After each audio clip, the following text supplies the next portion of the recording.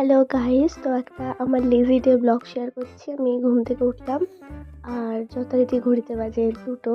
যাই হোক, এবার আমি একটু ফ্রেশন আপ হয়ে নিই, দেন আসছি। এটা আমার favourite face wash, current face wash করে নিয়েছি। দেখো, এবার করে নেবো স্কিন কেয়ার।